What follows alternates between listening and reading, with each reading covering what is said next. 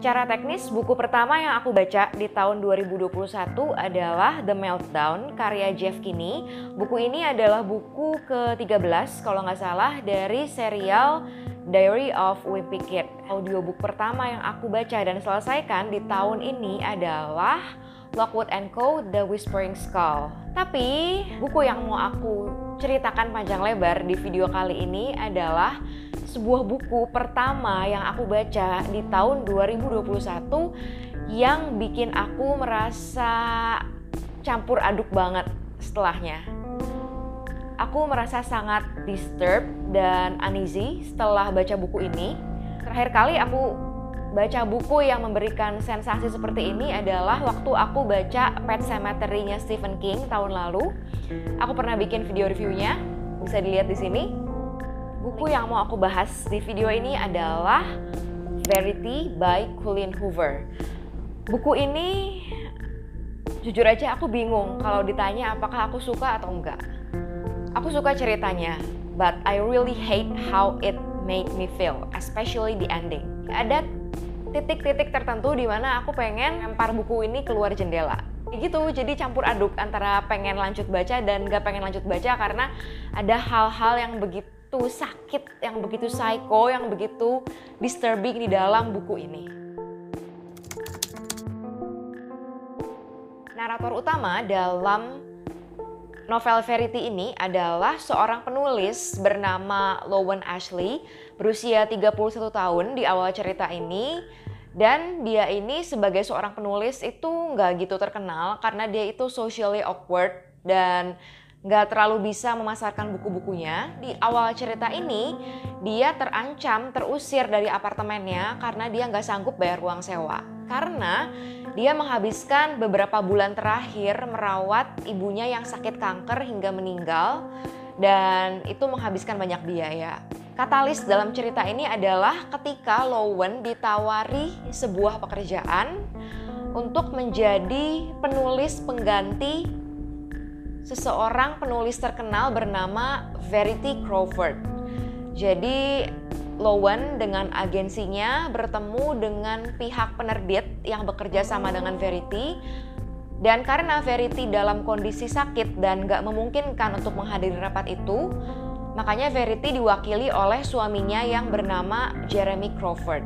Dari encounter pertama mereka yang sangat gak biasa aja, aku udah bisa merasakan sexual tension antara mereka.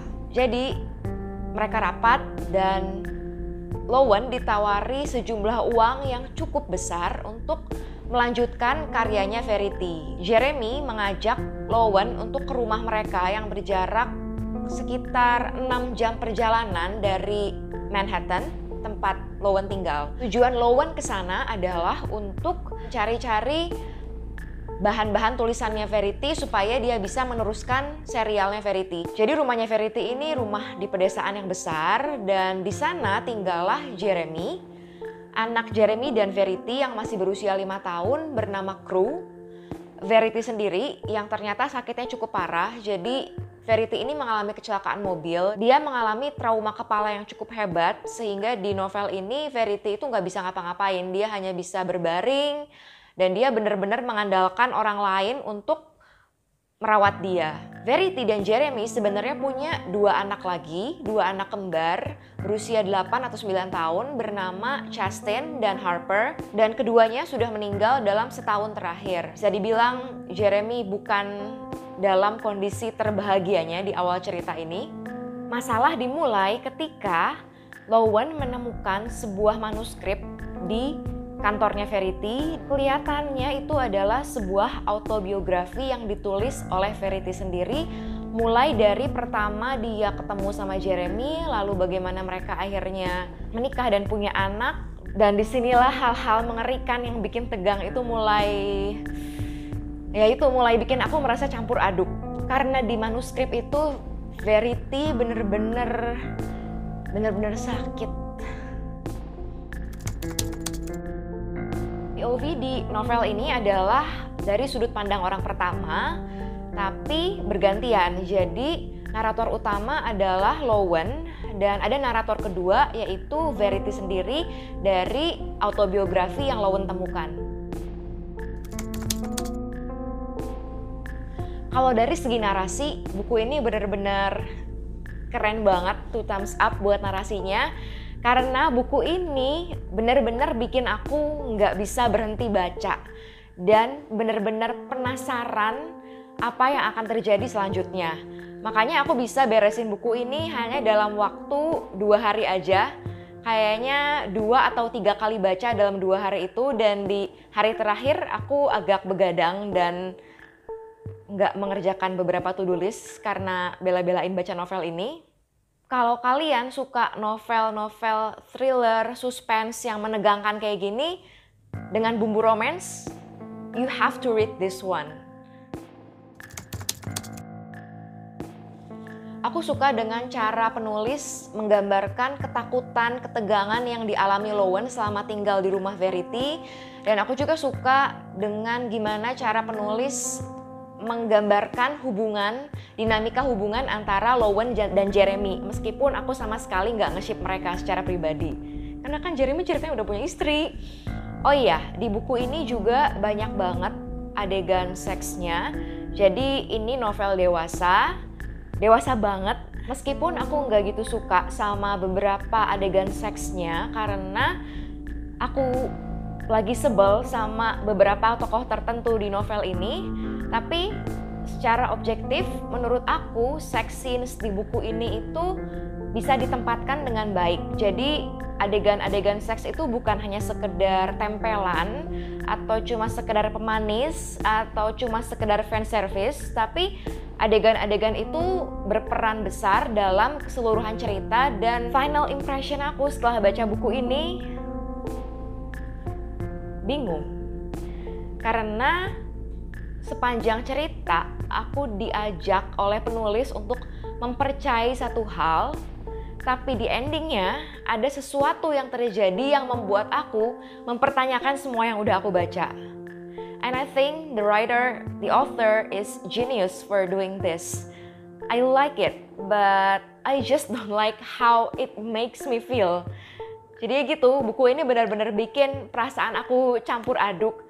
Suka iya, tapi disturb juga. Pengen terus baca, tapi ada adegan-adegan yang psycho banget yang bikin aku ikut merasa nggak enak. So I don't think I'm going to reread this one, dan aku masih bingung, masih galau apakah aku akan baca buku-buku Colleen Hoover berikutnya. Jadi segini aja review aku tentang Verity karya Colleen Hoover. Review yang ini tanpa spoiler. Tapi kalau kalian udah baca atau kalian gak keberatan kena spoiler, I will continue right now with the spoilers. Kalau nggak mau kena spoiler, tutup videonya di sini. Jadi di manuskrip yang ditemukan oleh Lowen yang ditulis oleh Verity sendiri, dan Verity sendiri bilang di naskah itu bahwa itu adalah autobiografinya. Verity ini benar-benar sakit jiwa banget. Jadi di awal diceritakan gimana Verity bertemu dengan Jeremy dan bagaimana mereka itu benar-benar saling jatuh cinta satu sama lain, dan Verity benar-benar gak bisa hidup tanpa Jeremy. Lalu sesuatu terjadi, Jeremy ternyata mencintai sesuatu lebih daripada Verity, dan itu membuat Verity sedih, membuat Verity ingin mengupayakan segala cara untuk menjadi yang nomor 1 di hatinya Jeremy lagi. Dan tebak, apa sesuatu yang lebih dicintai Jeremy dibandingkan Verity?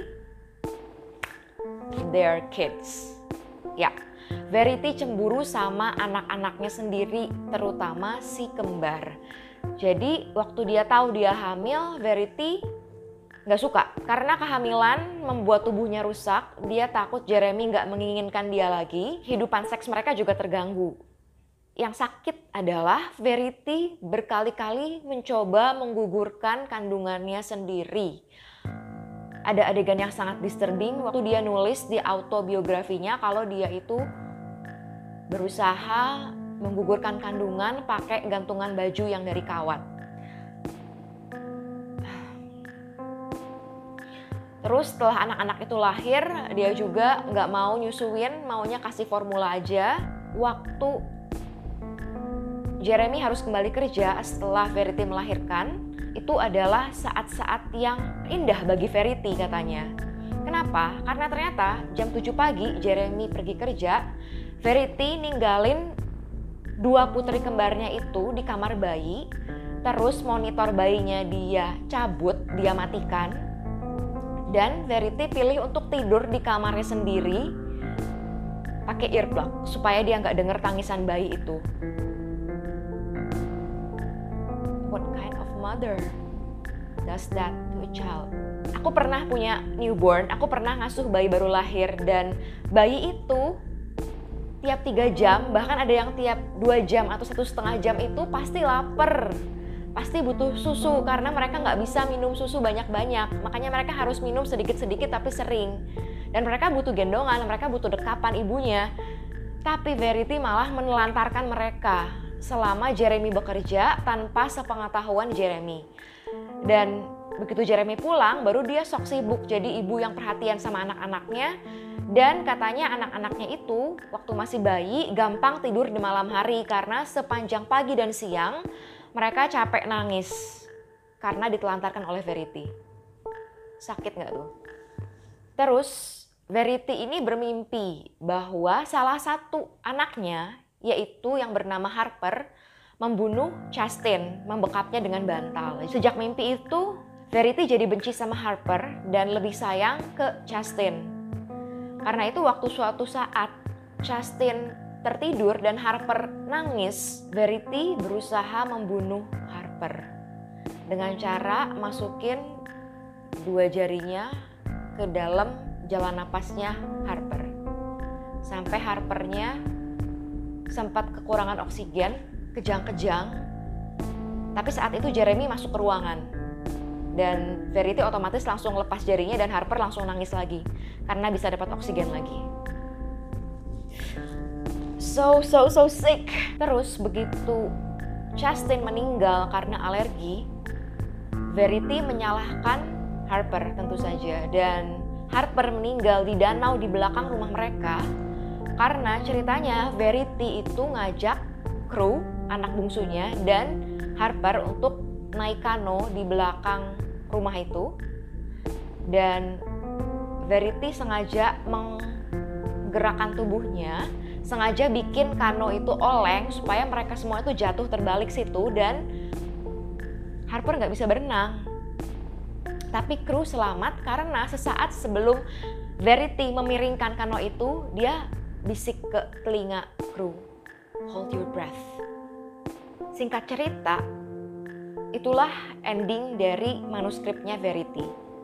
Dan dia kecewa karena dengan membunuh Harper, dia pikir Jeremy itu nggak akan terlalu sedih karena kehilangan Justin. Jadi ya udahlah, kasarnya anak hilang satu lagi, sakit hatinya tuh udah mentok, kesedihannya udah mentok, nggak akan lebih lagi. Dan Verity akan kembali jadi pusat perhatiannya Jeremy.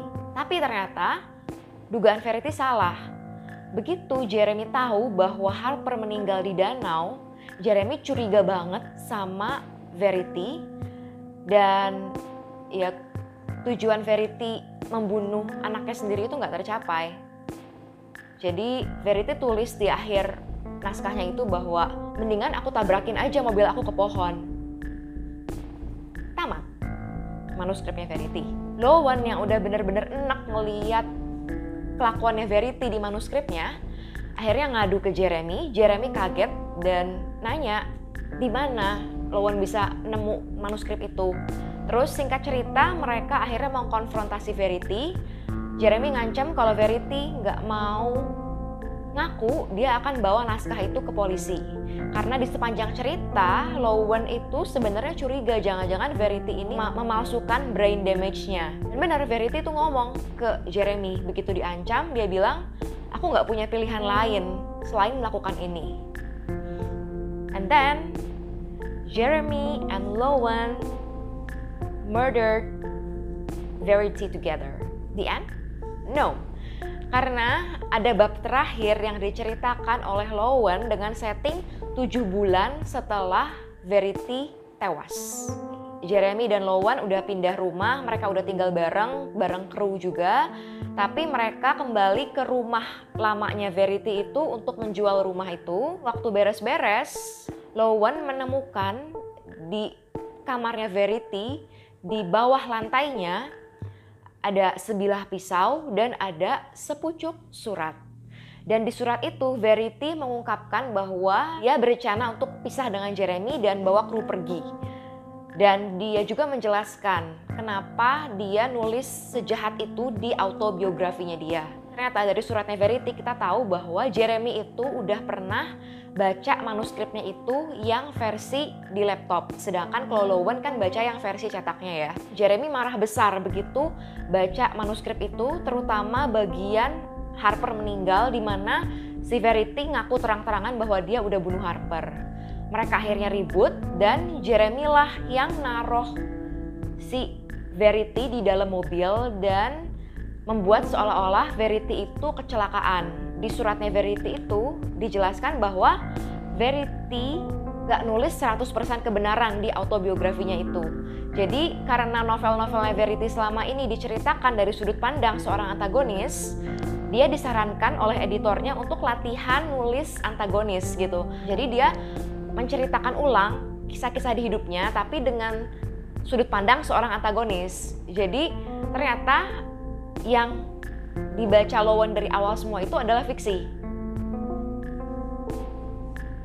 Bingung kan mau percaya yang mana? Akhirnya sih Lowen memusnahkan surat itu supaya jangan sampai Jeremy baca, karena dia takut Jeremy akan merasa bersalah telah membunuh Verity setelah baca surat itu. Jadi surat itu intinya adalah menjelaskan betapa Verity itu tidak bersalah. Tapi di akhir bukunya Lowen mikir lagi, dia bilang dalam hati, selama ini Verity adalah orang yang sangat manipulatif. Dia bisa memanipulasi kebenaran. Ada dua versi kebenaran di sini, versi surat di mana Verity adalah seorang ibu baik hati yang innocent, atau versi manuskrip di mana Verity adalah seantagonis-antagonisnya seorang antagonis. Masalahnya, kebenaran yang mana yang dimanipulasi oleh Verity? Tamat novelnya. Jadi gitu, aku kesal banget baca novel ini. Karena aku dibikin bingung, sampai sekarang aja aku masih nggak tahu yang bener yang mana. Karena kalau surat itu yang bener, kasihan Verity, selama ini dia digambarkan sebagai orang yang jahat, tapi ternyata dia nggak jahat. Tapi kalau aku memutuskan untuk percaya sama manuskrip itu, berarti selama ini Verity udah begitu nyiksa anak-anaknya dan nipu suaminya sendiri selama bertahun-tahun. Oke, video ini udah cukup panjang, so that's all for today's video. Thanks for watching this far, and please don't forget to hit the like button if you like this kind of content, and please do subscribe and click the notification bell so that YouTube will inform you whenever I release new videos. See you in my next videos. Bye bye.